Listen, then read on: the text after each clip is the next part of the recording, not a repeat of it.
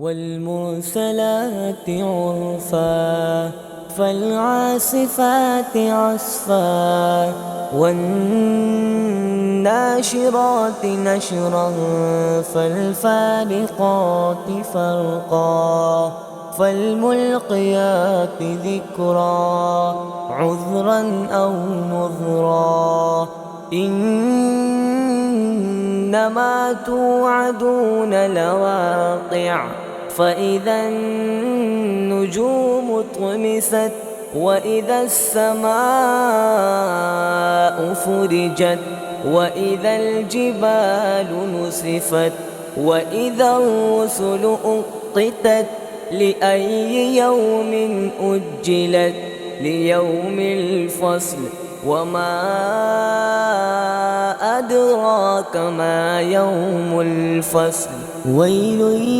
يومئذ للمكذبين ألم نهلك الأولين ثم نتبعهم الآخرين كذلك نفعل بالمجرمين ويل يومئذ للمكذبين ألم نخلقكم من ماء مهين فجعلناه في قرار مكين إلى قدر معلوم فقدرنا فنعم القادرون ويل يومئذ للمكذبين ألم نجعل الأرض كفاتا أحياء وأمواتا وجعلنا فيها رواسي شامخات وأسقيناكم ماء فراتا ويل يومئذ للمكذبين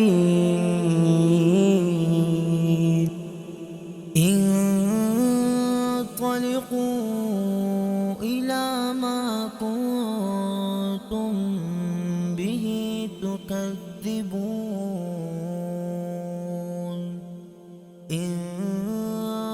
انطلقوا إلى ظل ذي ثلاث شعب لا ظليل ولا يغني من اللهب إنها ترمي بشرر كالقصر كأنه جمالة صفر ويل يومئذ للمكذبين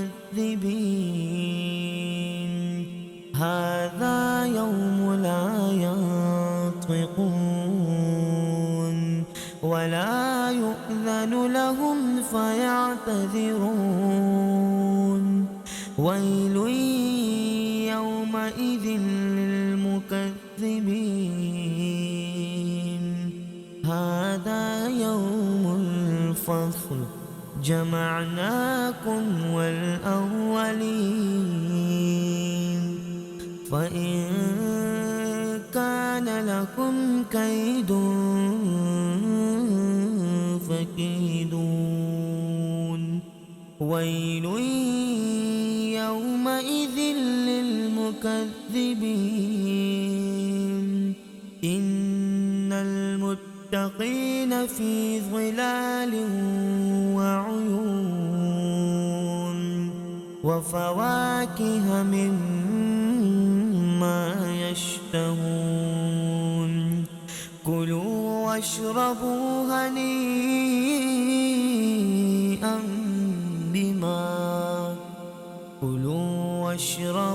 هنيئا بما كنتم تعملون إنا كذلك كذلك نجزي المحسنين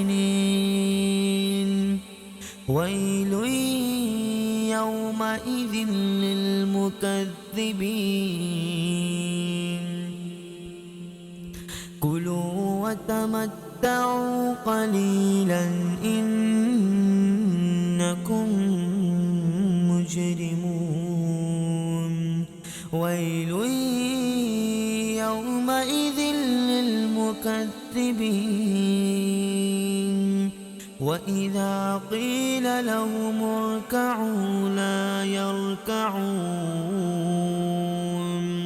ويل يومئذ للمكذبين فبأي حديث